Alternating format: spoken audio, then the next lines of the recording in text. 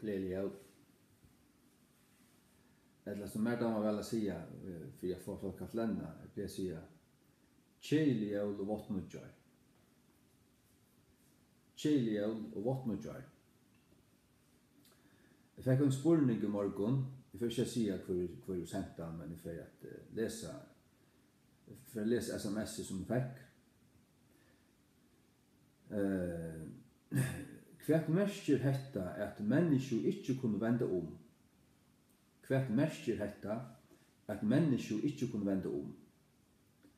Hebreerbrev 6, 4-6. Lett oss lese det. Hebreerbrev 6, 4-6.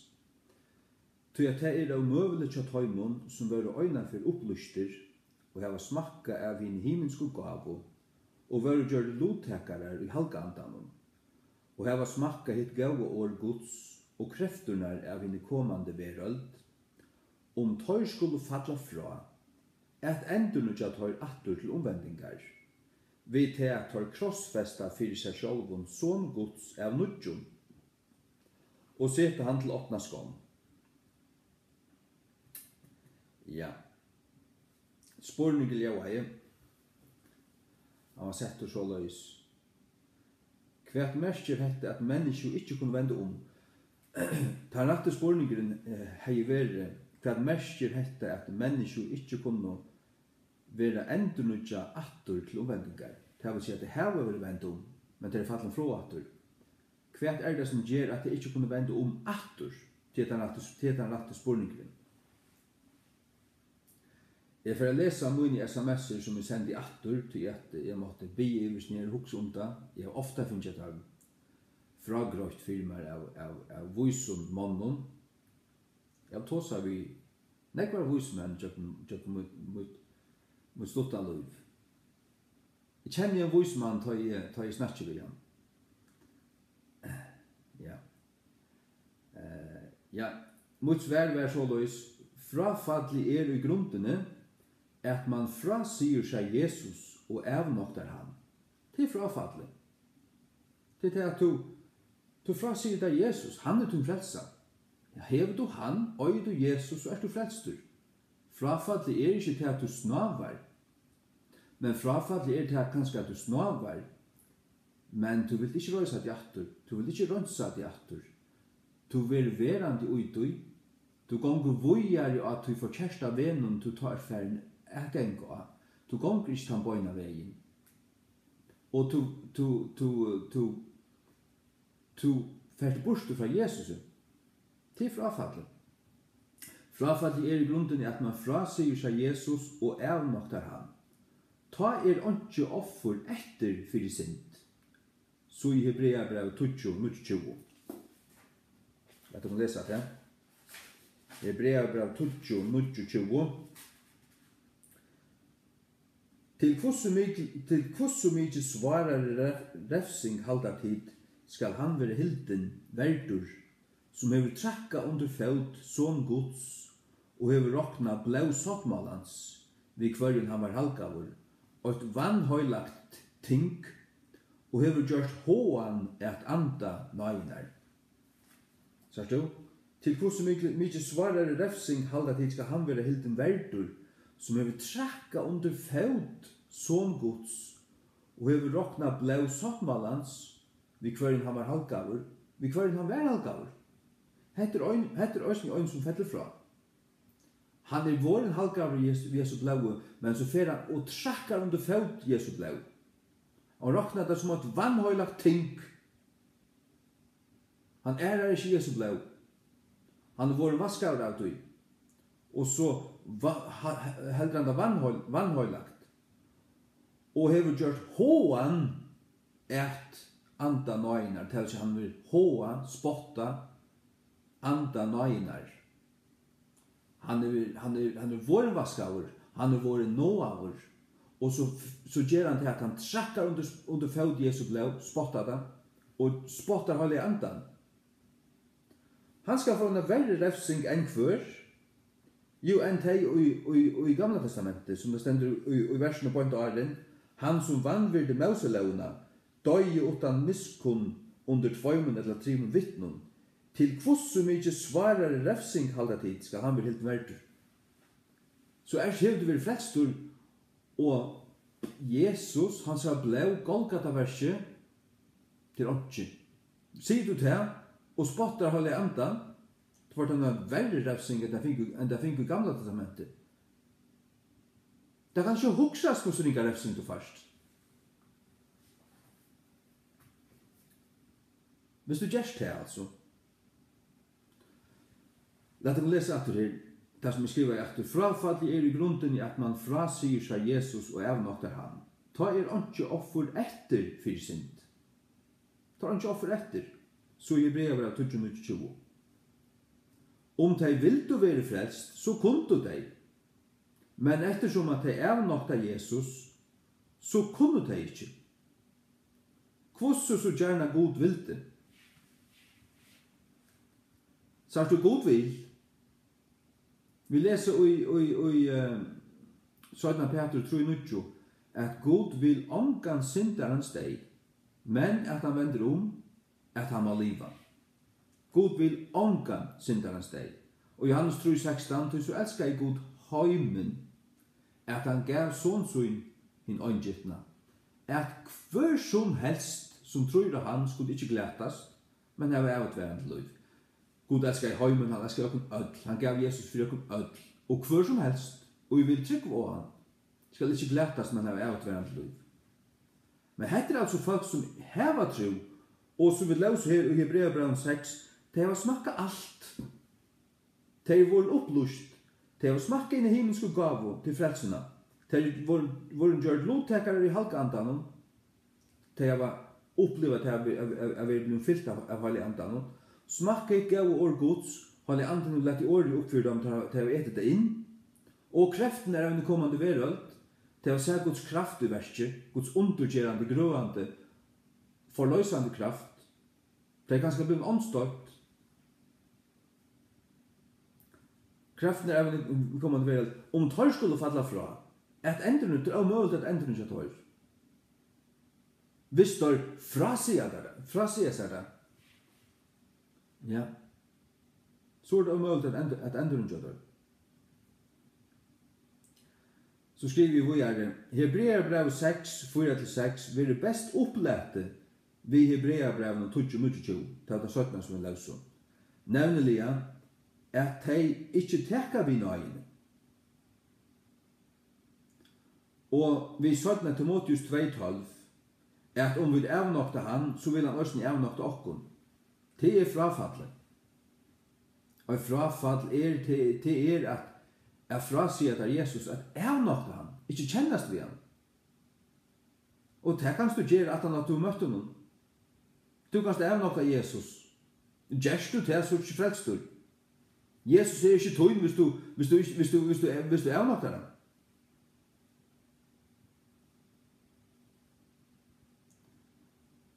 Og jeg vil si at kommer du i en veikere løt til at ikke kjennast vi han, da du burde ha kjennst vi han, men du engrar deg så bitterlige og svaran, og du bøyger dine knø heima og ber Jesus som fyrirgjeving, ja, så er det rønt og glemt. Det er ikke til at du øyne for løyven manglar møte til å kjennast vi Jesus, og så er du glætt av til slett ikke så løys. Nei, den øynaste som kan gjøre til at du glættast til du sjálfur. God blekka til omgande bostur, til han er trøttur av der, til han ikke orskar å bæra det mer, til han ikke vil fyrirgjeva der, øyne for trætt. Nei, God vil alltid fyrirgjeva der. Men avnokta til Jesus, og trakka til hans er blau under fot, og spottar halve andan, så er han ikke frelst etter fyrir. Hebreabrevet 6, 4-6, vi er best opplete ved Hebreabrevet 20-20, nemlig at de ikke tekker vi nøyene, og vi 17 Timotheus 2:12, at om vi avnokta han, vil han også avnokta okkon. Så de råkna Jesu blau som et vannhøylagt ting, Hebreabrevet 20-20, spotta halte andan, og avnokta Jesus. ta jo ungen frelsa etter fyrir deg. Ta fingu frelsena, ta frelsa Jesus. Velja det så av vreka Jesus som Guds frelsa. Så bara glätan etter fyrir deg, og det verre glätan enn det du finner hvis det omgang du har nekka som helst. Om det omgang du har evangeliet, så finner de en alinare refsing enn det få hvis de nok til han at han til å ha kjent han. Ta jo ikke frelse etter til deg, men de valgte til sjølve. De valgte til sjølve. So down they go to the hot place. Så fer det nye til det høytaste her. Temmelig høyt. Og jeg atler over.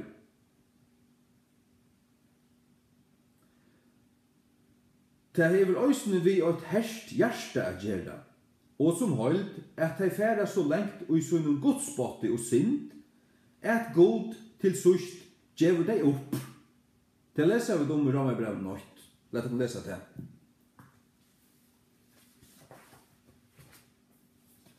Rom 8. 24. Hvers vegna god øysene gav deg opp til euroranskap. At gjeva opp til vårt spett, tungt som til kom. Gjeva til nivå. Bergist ikke vitt kom mer. Det det som det å si, god gjeva deg opp. Hvers vegna god øysene gav deg opp til euroranskap, gjøkken gyntnar efter økning gjørstum, at vann en sånn egen likam sånne middelen. Hadde vi homoseksualiteten å gjøre, at det har vært lyst 1000 ferier. Og vers 26 øysene, av hese grunn gav god tar opp et ringundlistun. God gav tar opp. Vad ska tid vilja att här tid har känt med tid är nog med nu till förhanda vägen. Gör så väl. Färdig så. Vers 28. Och en ta som tar en lojka i oj att atterhalda god och i kunlojka sönnen gav god tar iver till ett atterkastligt sinne och ett förkastligt sinne. God gav tar iver. Hvis du god gav dig upp tror jag färdig så är du väl vilja given upp. Men det var tog at du trossar i god. Du trossar ja. Det var ikke det som god ville. God blekker det ikke vekk. Nei, du blekker i felsene vekk. Hvis det henter altså. Hvis det henter. Låt dem fære etter å lese til øynene fra 3 for i ærefer og i Hebreabrevet 12. Og leser sin det vi fra 28 til 31. Han som vanvirde Moselevna døye utan miskunn under 2 eller 3 vittnen. Til kvoss som mykje svarare refsing halda tid, skal han være hilden verdur, som hever trakka under fæud som gods, og hever rokna blau sottmalans, vi kvøren han vær halkavur. Vi kvøren han blau halkavur. Han halkavur Jesu blau i snir. Og han rokna det som et vannhøylagt ting, og hever gjort håan et anda nøyner. Han får en verre refsing enn det finner i Gamla testamentet. Så vi kjenner han som hever sagt, hevnd høyre mer til, jeg skal endurgjalda, sier Herren, og atur, Herren skal døma folk sutt. Herren skal endurgjalda til en sluka, som hever tidsi med Jesus, men som så tvøyter han fra seg atur, og fyrir ut atur syndaløyve. Han fer en kålande herran døm nir i høyta hula helvete. Herren skal døma folk sutt, ja. Og vers 31. Det et rævelig ting å falle inn i hendur hins livande gods. Det et rævelig ting å falle inn i hendur hins livande gods. Ta god tikker ut i og for å døma det. Og ta han sier han endalige dømen i det. Men du valgte det sjølver.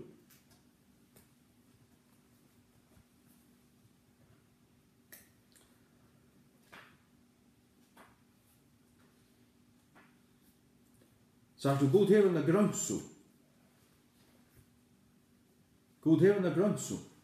Men i utgangspunkten det, til jeg så elsker i god høymen, at han gav sin øyngittna son, til tess at hver som helst og tror og han skulle ikke glætast, men hava avtverand liv.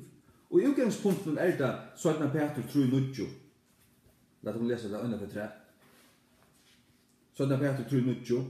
Herren ikke søgnfører vi vujjande 48 søgne, som sommer menn telja søgnfører, men lengmauer møtvis okkon, oi viljur at nekar skulde glætast, men at atler skulde komme til omvendingar. Han ikke viljur at nekar skulde glætast. Ongen kjørsta glætast. Han som glætast, han velda sjálfur, han hever bæra seg sjálfun at briksla det. Han kan ikke briksla god om det. God du giver sina frelso. Du skal bare ta imot og trykva Jesus. Trykva Jesus. Og kjennast vi han. Og taka han til tun som tunna frelso, tunna rattvise, tunna øynast og vevn. Og i løyvi og deia. Evet løyv og synda fyrirgjeving og frelso. Til frelsan. Du handlar der fullkomlig 100% inn av Jesus. Men hever du smakkat det, og tvøyter han fra der, og avnoktar han, ikke bare øyna for, ikke bare lukka som du er en veikar løt og kjemur til det, nei, du gjerst det bare. Og du får spotta. Så er han ikke frelsa fyrir det. Så er han ikke frelsa fyrir det. Så er det som stender her i Hebreabrevene. Vi til at har krossfesta fyrir seg sjálfun som Guds av nudjon. Det kanst du ikke. Jesus deg øyna fyr. Til bjergjeng. Hvis du allit ikke Golgata-verset og bæra til, så først du ikke frelse. Og hever du lite av det og tvøtt det fra der, så er du ikke frelsa fyrt det. Du vil ikke være frelst du. Hvis det støvan om du varst du.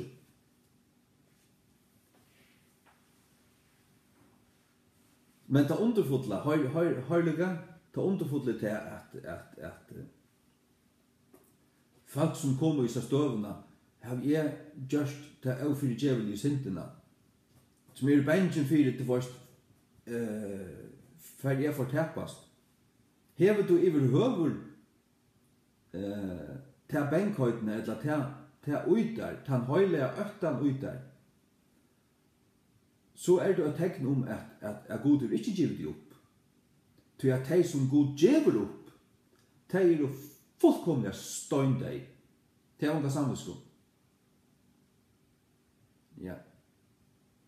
Og til øysene de som ui øyne slukkare støv, du veist, de ui øyne tvistøv, hvis de velger det for kjersta, hvis de her ui valgje henter, at de frasier seg Jesus, og velja syndaløyvi og færa gengandi ut at ui syndaløyvi og volka seg her ui og liva her ui resten av løyvinu. Det var valgt. Det var valgt. Så du, og frafall ikke til at du snavar og en veikar stund. Vi snavar öll, så eller så. Spurningen hva gjerst du ta? Færst du atur til Jesus og i ærlighet og sannhet kjemur akkurat som du erst, men du møyna da, har du fyrirgjev meg, takk meg atur, vaska meg, så gjer han det, så du røyner. Hvis du atla der genga ved honom, så får du løyve til det, så gjerst du det, og han teker det atur. God køyrer det omgant fra seg. Ikke en gang, om du hever vært frelstur, og hever livet i syndaløy i 20 år, og hever, du varst, avnokta. Men først du en høylig en økta ute, så det Guds ande som arbeider på det. Du kanst ikke få nøye til omvendinger utan du først fra gode. Innskje du å være frelstur, du et nøye råbøyder om nøye og fyrtjøving, kan jeg komme atter, jeg har fullkomlig søkla alt borster, som den borster vilste soneren. Ja, det kanst du. Det kanst du. Det kan øyne kvar til øyne kvar et høy. Men de folk finnast som ferdig så lengt, som at de har smakka alt, og som ferdig ut at spottat, varst du, det ikke til at du i øynare løtu sier et eller annet. At du, hvis du kanskje vil fotlor, du banna Jesus et eller annet, og så kanskje du ikke være frelstur. Men, hugsa du kanskje, men hvis du så søytni at du opplever det at det byrjar å vakna ut der en øtte og omtanke og lukka som du minnest løyve tja gode og du vil komme atter og til ærligt fra din hjärsta, så er du ikke oppgivet. Så er det god som drevet det. Så er det jo til at det vi å gjøre, altså at hva du gjerst inntil endan. At det ikke hva du gjerst i en periode og i din liv. Nei, at det hvis du gonger tan veien ut i deian, ut i myskren, og spottar og frasider Jesus, og han kan skal kalla det, men du sier nøy, inntil kallet for derfra. God kallar ikke endalest. Jeg har hørt om folk som har finnet kanskje 2-3 kallar som løyve. Ja. Og til folk som blev kallar i ungdommen, så kanskje de tok ikke måte frelsen ta, og så blev de kallar i atter i halvtrusjen, og ta djeva det seg iver til Jesus og blev frelst. Og til å si at hei ikke tidlig måte frelsen nå, så er jeg sikkert ferdig fortapt. God kallar ikke ui tøy og av tøy. Men hver det som oppgivende av gode? Det egentlig at de som hera sitt hjärsta og som frasier seg god til han kommer, som stand om det møte, og som hjärsta så blev så harsht, og ta det så hera trett som oss med henter vårt stod, de færre ut i syndaløyv, og færre ut i fullkommen myrskur. Så hendte det som vi leser om her i Romerbraun 8, at God gjør det opp. God kallar det ikke atter. Men blir du kallar, så er det God som kallar det. Altså, det vil si at du ikke spiller komedio, men det ekta. Du ekta salarkvøl, og du i synda nei, og du råpar ut til God om å frelsa det. Så er det Heilige Anden som sannfører det og drevet det atter til Jesus. Så er du ikke oppgiven. Så er du ikke oppgiven. Skil det jo? At det vi hjertet gjør det. Vi leser her i Gjerningen av Apostlene 13, 44-46. Gjerningen av Apostlene 13, 44-46. Og næsta sabbatsdagen kom næstan allir staveren saman at høyre år Guds. Men ta i jødane sau mannfjöldnar, våre tar filter vi øvund, og tala vi møte ta med lodunum som var talare av Pauluset, andmelande og godspottande. Anmelande tar tala møte og godspottande. Hetta er ikke fyrste fyr. Paulus er tala, han er rønt fra til at han ble omvendur, og i æra vis er samføra jødane. Men her fyrir det er godspotta. Så stender her, ta voksu Paulus og Barnabas djarver og søttu, til å være nøyut at år Guds skulle fyrst ha vært tala til tikkara. Men ettersom at de køyra da fra tikkun, og døma tikkun sjálvar avverdigar til avutverande lufs, tar dømte seg sjálvar avverdigar. Tar skott ikke undan. Tar dømte seg sjálvar. God dømte tar ikke. Tar dømte seg sjálvar her. Men vet jeg at tar dømte seg sjálvar, tog kom god at døma deg. Døma til tikkun sjálvar avverdigar til avutverande lufs, så vi vende okken til høytningarna. Og her før Paulus, han prætikar ikke for jødene vår, han gav der iver. Han gav der opp. Og så hendte det med de jødene at det ble bare en par til frelstur. Og hva hendte vi restene? Vi leser om det i Romerbraun 11.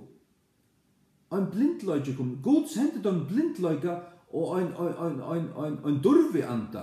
Det kom svøvner i der, og det fikk skøl over egene, og God gav dem det. Men, det var ikke Guds touch at de skulle hava det. De tok dem og livet seg selv. Og men de som hørte evangeliet og tok imot det, de fikk nøyen av flestene. Så er det det her utan frie viljen kommer inn. Hva velger du? Du velger. Det er du som vil hvert han som tror ikke skulle glætast. Vil du trykke? Så glætast du ikke. Ja. Så det er så for håndkret til sammen. God innskjer ångan synderens deg med at han må vente om og liva. Ja. God er ikke fragt i deia synderens. Nei.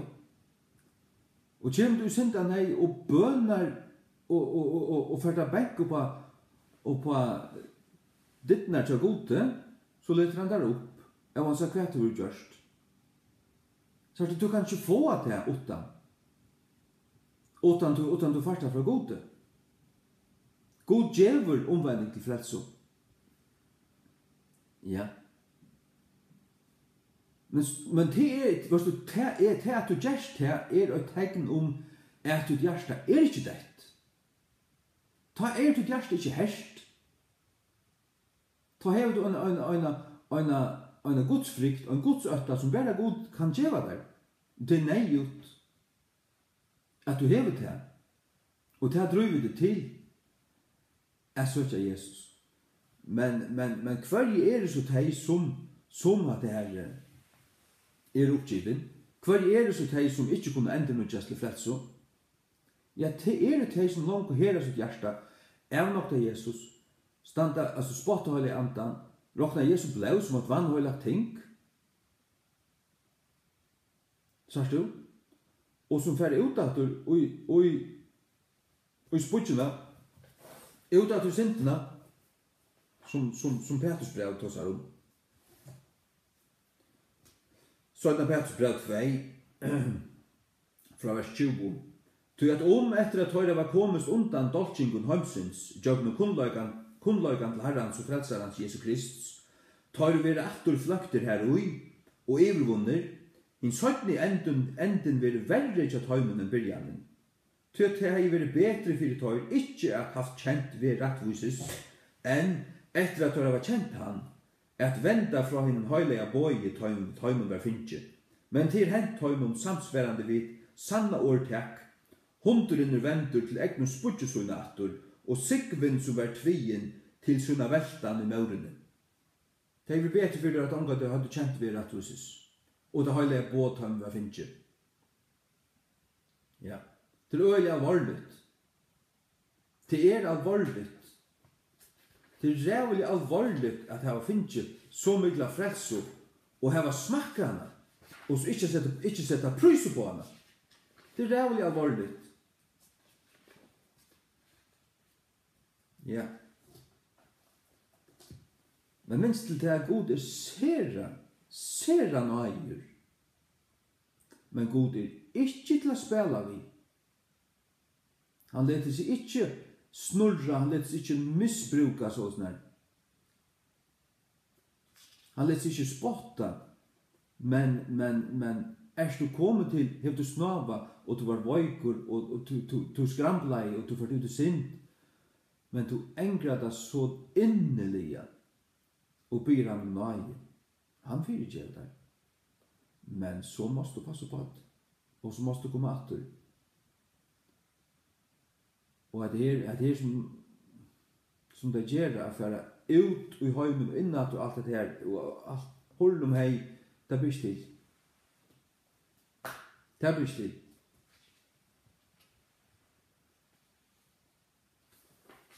Ja. Det blir stil. Det blir brev 6 fra 6. Ty er jøren som drekker inn regnet, som ofta kommer på henne, og ber fram urster, høsseljar fyrir tøy fyrir hverjum hun vil dyrka, fær sikning fra gode. Men det som ber torner og tistlar, er vreka, og er banning nær, Hvers ende at vera brent. Så du enda jøren her, det hjärsta tjokken. Som drekker inn regn, som ofta kommer på henne, til Guds år. Hette menn som har hørst, og tidsi møte. Og hon øyra bera fram orster, og hon øyra bera sikning. Men te som ber tarner og tistlar til vreka, og banning nær. Så du, hatt den frukten som vi bera, at han har vidt av hørt Guds år. Den frukten må være rødt, og må samsvære ved omvending, som Johannes Døybaren sier i Matteus 3:8. Vi må bære fram avvekster som hørselig for omvending. Ja. Jeg håper at dette har givet dere ljøs over året. Lett året standa. Så Hebreabrev 6:4-6, det skal skiljast utfra, lettast opp fra Hebreabrev 20. 29-31. Hatta frafall her til grunden til at de ikke kunne endrenutjast til omvendingar, til til at de sjálve velja at frasige seg ta frelsuna som de finko. God for ta ikke djeva dem noen ære frelso. God for djeva som sånn, det til frelsa. Skøyder du ikke om han, så han ikke frelsa etterfyrde. Men når rævlig bojan etter dømme, som også i Hebreabrevet hos Aron.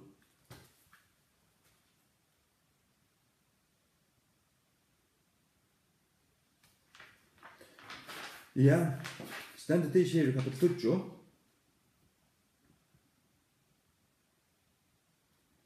Nei, jeg minns hva det stendet. Det stendet også i Hebreabrevet, ja. Ja. Nei, vi må være sera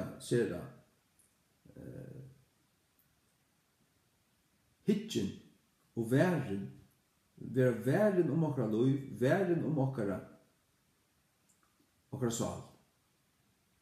Det må vi være. Ikke sjálfsagt, det er ikke givet bare. Det er ikke bare så. Nei, vi må være væren. Og som det stender også i Hebreabrevet, ja, bei 4, Hebreabrev 4:8, let okkun tui øttast, at ikkje ein 4:8 verandi etterleten okkun a genge inn til kvilt hansara, nekar av tikkun skulle tøgst at koma til kors av tui. Hvordan kunne vi komme til kors?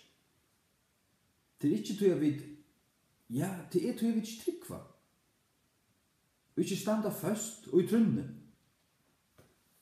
Så kommer man til kors, til at gjerningarne, til et liv, til en frukt av tunnetrykk. Er du sterskere i trunne, så vera fruktene her etter. Det er lukka som vi Kaleb og Joshua. Tar høyt en annan anda, til at høyt en ære trykk, og en ære jotta, og sjekke av sånne trykk. Til fyllte jo en annan andedømmen. Og den anden som tar høyt og er sånne trykk og er sånne jottan, det var den anden som gjør det der før for at gjøre de versene som du gjør det, er for inn og teka landet. De som ikke hadde trykk ved hjertan, hadde helst nekka jottan, og hadde tog heller onka gjerningar. Det spretter ut fra trunnen.